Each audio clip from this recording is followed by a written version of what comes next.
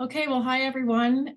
Thanks for sticking around for on this call today about youth and climate. And I'll share an experience about developing curriculum with and for Indigenous peoples. And there's a lot of lessons learned with this project. And if you have any interest of working with Indigenous people, hopefully you'll be able to learn a few things from our own experience and apply them as well, or not apply them if they were something that didn't work on our end. And we'll share both the positives and the lessons learned that we wouldn't do again in this whole journey. So here we go. In a few minutes, we'll just do a whirlwind tour of that experience, and I'll make sure to cover all aspects in the brief time we have together.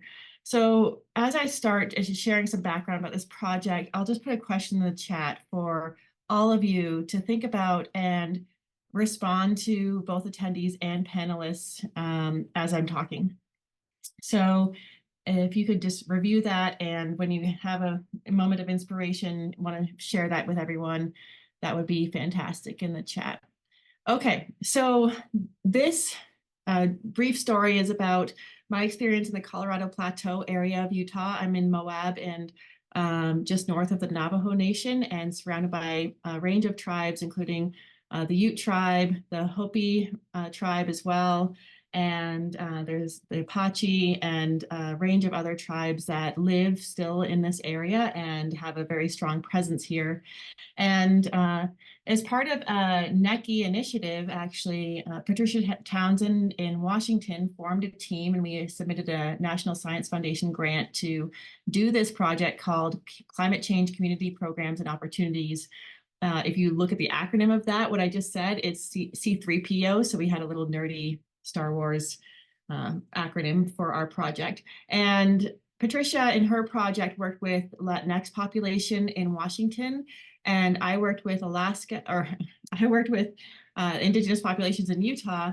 My colleague Art worked with Indigenous youth in Alaska, and in Pennsylvania, Melissa Cray worked with women forest owners. So again, my audience was not youth, but college age students. And so I'll just share that right from the onset, that still youth, but not same as 4-H youth, for example.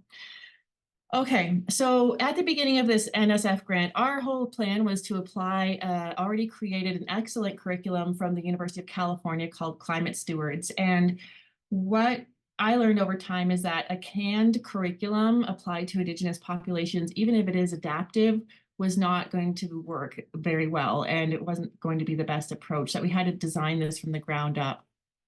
And so that was one lesson learned along the way. We formed an advisory council of professionals and tribal members that had extensive experience working with Indigenous communities and or living in Indigenous communities to guide our process as we rolled out our game plan for developing a curriculum focused around climate change.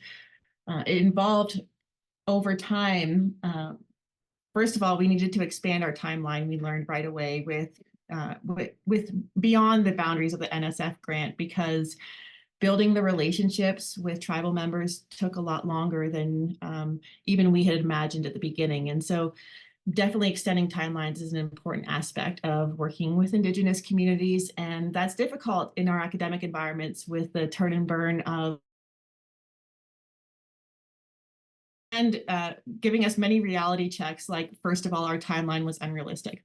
And from those talking circles, we also, from the advisory council, we also received guidance on hiring someone who with experience working with tribal members to help us decolonize our survey instrument that we were planning to use. And we ended up moving completely away from surveying tribal members in the end and just doing a depth qualitative process through what we called talking circles. So similar to focus groups, we sat in circles and had conversations around climate, and those conversations fed into our curriculum development process. We did 3 talking circles in the end, one at the Red Canyon Powwow in Moab, one in a Hogan down in Blanding, and another talking circle with organizational partners on Zoom.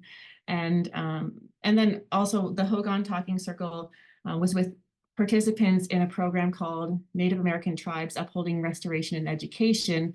And we did a first talking circle at the beginning of our whole process down on their site where the program takes place in Bears Ears National Monument. So 4 total, but with 3 different audiences, if that makes sense. Okay, so those talking circles, again, that took quite a while to build the relationships, and I won't go into depth here because I have just a handful of minutes. But I will say that we reached out to chapter houses on the Navajo Nation to notify them of our work, and to the Navajo Nation IRB.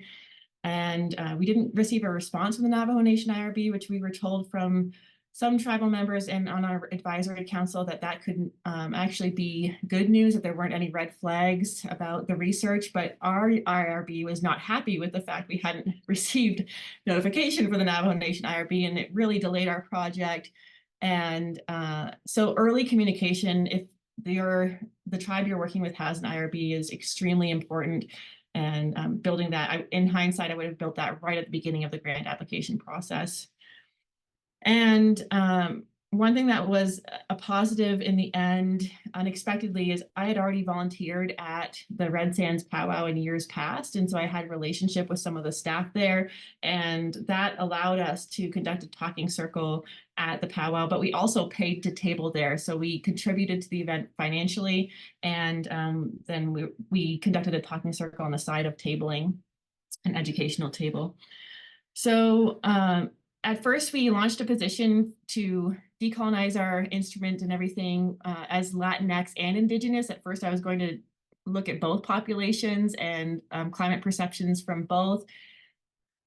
And I learned that very few people have depth experience with both cultures. There's a lot of differences. And so in hindsight, I would have just advertised for an Indigenous community coordinator instead of a Latinx and Indigenous, and then hired someone else to do the Latinx side. But again, lesson learned. So we, fast forwarding through time, we conduct our talking circles, we transcribe, code the results, and we shared those back immediately within 2 weeks with the participants to do a reference check of the data, make sure our interpretation was accurate. And then we created a handout that was really easy to read and visually attractive that we administered at the Red Sands powwow and to our participants electronically to share about our takeaways from the talking circles major results.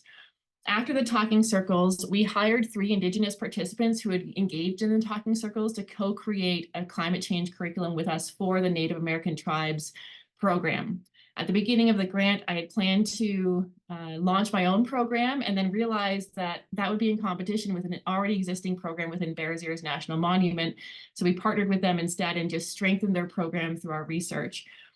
The 3 Indigenous participants we hired, we paid $1,000 each to work with us over the course of several weeks to co-create our climate change curriculum. We had weekly meetings and homework every week, and then we would come back and share our findings and our recommendations for the program. And that resulted in a climate change module that was developed for the nature program. That's a menu approach where people can sample and take what they wanted to use in the program as speaker availability and other considerations were taken into effect. So, for example, not every year, potentially they could do a rafting trip as part of the lesson plan, but the menu includes that as an option. Okay, so I'll just stop with that since we only have 3 minutes left, but I do want to share a couple of resources. If you are interested in the work that we did, I can share, looks like I didn't see anyone weigh in on the question in the chat, but I will share 2 resources with you all. One is the handout that we gave to our participants to share back the data. And the other is that I'll share, if I can share, let me see if I can share this handout.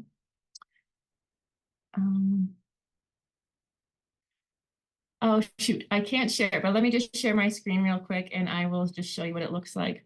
Okay, so this is the handout that we gave to the community members, and just background on the study. What was our objective? Being very transparent with what we did. And very simplified results takeaway from the talking circles, some key quotes connecting climate change with capitalism, etc.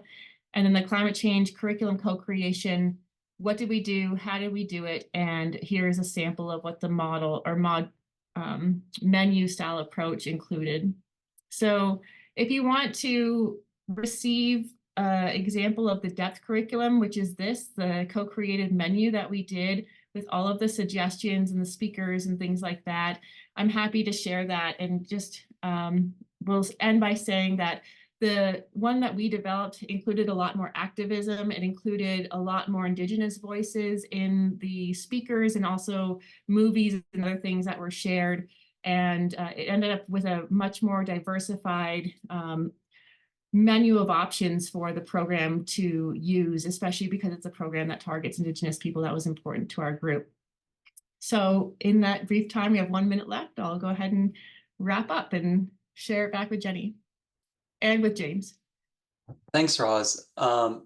So real quick, the reason why no one responded in the chat, we just got it through the Q&A. Apparently the chat's disabled for the participants or for the attendees. So Darn, okay, thanks. Yeah. And we are getting a lot of people interested in the either getting your email for curriculum, or Jenny has said that we can put it, if you share the PDF, we can share it on the website for this particular presentation. So first off, thank you. And I'm getting all of them are like, I would love to see the curriculum. Yeah, it looks like Jenny is going to share it on the website, so I'll go ahead and send it to her. And if you don't see it or don't know where on the website, don't see it on there, go ahead and email me and I'll send it to you directly. Mm-hmm. And I really do think it's important to be putting in perspective how we reach out to communities.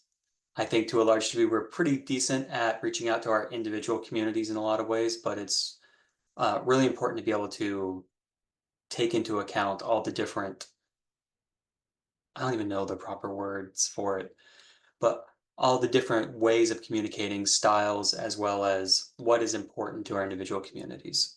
So I really appreciated your talk.